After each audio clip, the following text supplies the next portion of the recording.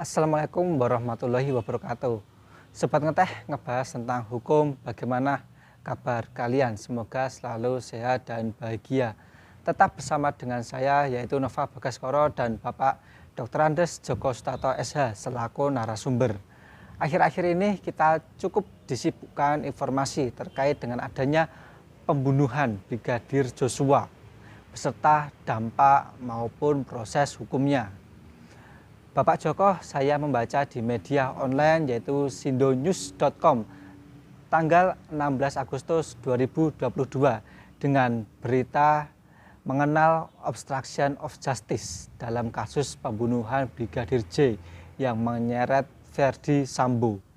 Tak kalah menariknya, dahulu juga ada berita di kompas.com tanggal 10 November 2012 yaitu KPK bisa terapkan obstruction of justice bagi yang melindungi Novanto. Nah, untuk menyingkat waktu, mohon untuk penjelasannya. Apa arti obstruction of justice dan bagaimana penerapannya? Baik Mas Bagas, kita bersua lagi dalam acara Ngeteh, ngebahas tentang hukum guna menyampaikan kajian-kajian permasalahan hukum secara lugas tetapi jelas. Alhamdulillah, lusa saya ada kegiatan sidang perdata di Pengadilan Negeri Jakarta Barat. Dan sepulangnya kami bertemu dengan saudara yang sekaligus ingin menikmati kuliner gudeg ceker di Solo saat malam hari. Terkait dengan tema kita, memang obstruction of justice bila dikaitkan dengan perkara pembunuhan yang melibatkan Verdi Sambo dan tersangka yang lainnya, secara tidak langsung telah melibatkan banyak anggota kepolisian yang mempunyai dampak, sehingga sampai dengan saat ini video kita buat ditempatkan dalam sel yang khusus. Tentu saya berharap ke depan tidak ada lagi rekayasa kasus untuk mencapai tujuan. Tidak ada lagi kejadian mengambil motor atau mobil tidak disertai dengan surat penyitaan. Tidak ada lagi kekerasan saat penangkapan maupun pasca penangkapan. Karena Polri tidak menganut teori filosof Prancis Niccolo Machiavelli, yaitu tujuan menggalakkan segala cara. Demikian juga dengan terungkapnya pembunuhan Brigadir Joshua dapat menjadi pelajaran institusi Polri untuk introspeksi diri mulai dari rekrutmen, kurikulum, promosi, demosi, apalagi jangan ada lagi bebas tes untuk masuk pendidikan kedinasan. Semoga badai di Polri segera berlalu. Semoga bahasan kali ini terkait dari pertanyaan Sobat Ngeteh yang mana sudah disampaikan pada awal acara kita oleh Mas Bagas, minimal ada 3 hal yang akan kita ulas lebih lanjut. Yang pertama, apa yang dimaksud dengan obstruction of justice? Kedua, mengapa obstruction of justice merupakan suatu tindak pidana? Ketiga, apa contoh tindakan yang berpotensi sebagai obstruction of justice? Secara harafiah, obstruction of justice bisa diartikan yaitu tindakan menghalang-halangi proses hukum. Dalam konteks hukum pidana, obstruction of justice adalah tindakan yang menghalang-halangi proses hukum yang sedang dilakukan oleh aparat penegak hukum. Siapa saja? Dalam hal ini polisi, jaksa, hakim, ataupun penyidik PPNS yang lainnya, misalkan yang ada di perpajakan, bea cukai, dan sebagainya, baik terhadap saksi, tersangka, maupun terdakwa. Penafsiran doktriner terhadap obstruction of justice adalah suatu perbuatan, baik melakukan atau tidak melakukan sesuatu dengan maksud menunda, mengganggu, atau mengintervensi proses hukum dalam kasus tersebut. Sederhananya, definisinya kita bisa berikan kesimpulan, obstruction of justice yang demikian mengandung makna bahwa tindakan yang dilakukan sejak awal tersebut punya motif untuk menghalang-halangi proses hukum.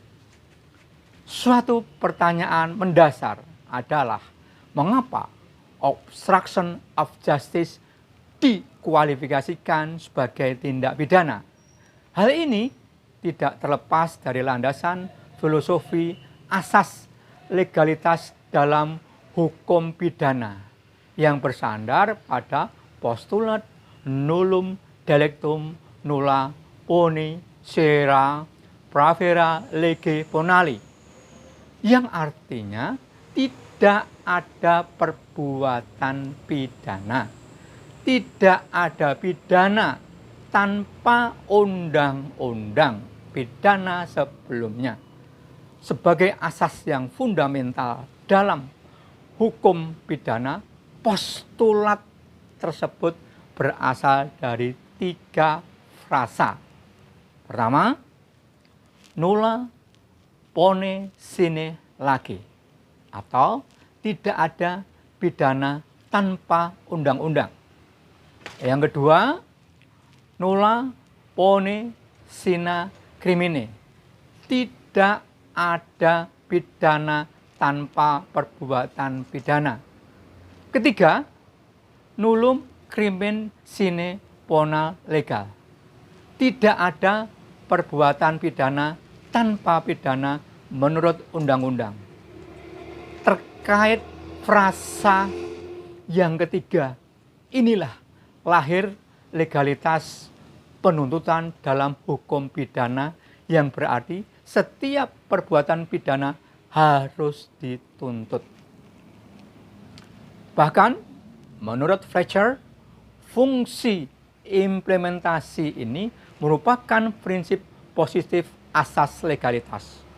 Obstruction of justice adalah suatu pembangkangan terhadap fungsi instrumentasi asas legalitas, karena dianggap menunda, menghalangi, atau mengintervensi aparat penegak hukum yang sedang memproses saksi, tersangka, atau terdakwa dalam suatu perkara. Oleh sebab itu, obstruction of justice dikualifikasikan sebagai tindak pidana karena menentang asas yang fundamental dalam hukum. Tidak mengherankan bahwa substansi obstruction of justice secara universal diatur dalam KUHP yang hampir itu terjadi di semua negara. Bahkan kalau di Indonesia kita mengenal adanya pasal 221 sampai dengan pasal 225 KUHP. Bahkan spesifik terhadap pemberantasan tindak pidana korupsi, substansi obstruction of justice ini diatur dalam pasal 21 Undang-Undang Pemberantasan Tindak Pidana Korupsi yang telah diratifikasi dengan Undang-Undang Nomor 7 Tahun 2006. Obstruction of justice adalah mandatory offenses. Artinya, negara pihak yang mendaftarkan atau ikut dalam konvensi itu wajib memasukkan ketentuan akuo tersebut dalam hukum nasionalnya. Nah, pembahasan lebih lanjut, perbuatan apa yang dinyatakan sebagai obstruction of justice. Tindakan yang dilakukan menyebabkan proses hukum yang berlangsung menjadi tertunda. Jadi yang pertama. Kemudian yang kedua, mengetahui tindakan atau menyadari perbuatannya akan menghambat proses hukum. Kemudian yang ketiga, melakukan tindakan menyimpang secara sengaja yang berpotensi mengganggu proses hukum tersebut. Lanjutnya, Mas Bagas, kemudian contohnya apa saja yang berpotensi menjadi obstruction of justice, yaitu menghilangkan barang bukti atau menambah barang bukti tersebut. Menghilangkan barang bukti seperti kita ketahui dalam perkara pembunuhan Brigadir Yosua, ternyata sampai dengan video ini dibuat, HP, handphone dari Brigadir Yosua belum diketemukan. Atau awal mulanya CCTV juga belum diketemukan. Kemudian bagaimana terkait dengan menambah barang bukti? Misalnya saja dengan alasan untuk membela diri, seseorang terduga atau tersangka diberi senjata tajam agar mempunyai alasan bahwa dia atau mereka ingin melawan atau melarikan diri. Kemudian yang kedua, merekayasa tersangka seolah-olah sakit, padahal sehat. Ini kita bisa lihat pada perkara Setia Novanto. Kemudian yang ketiga, membuat laporan palsu terkait perkara yang dihadapi, seolah-olah ada tindak pidana. Ini juga sudah terjadi pada perkara yang melibatkan Ferdy Sambo, yaitu adanya dugaan pelecehan seksual dan ancaman pembunuhan. Ternyata laporan tersebut sudah dihentikan oleh pihak kepolisian. Kepada Sobat Ngeteh ngebahas tentang hukum dan semua penonton video kami, semoga penjelasan obstruction of justice bisa bermanfaat bagi semuanya. Terima kasih. Kalimat demi kalimat sudah disampaikan untuk mendalami dan memahami obstruction of justice. Seperti biasa, saya akan menyampaikan kalimat sebagai berikut. Kejahatan bisa diibaratkan dengan bangkai. Cepat atau lambat, bau tersebut akan terungkap jua. Surakarta, 29 Agustus 2022. Nova Bagaskoro. Wassalamualaikum warahmatullahi wabarakatuh.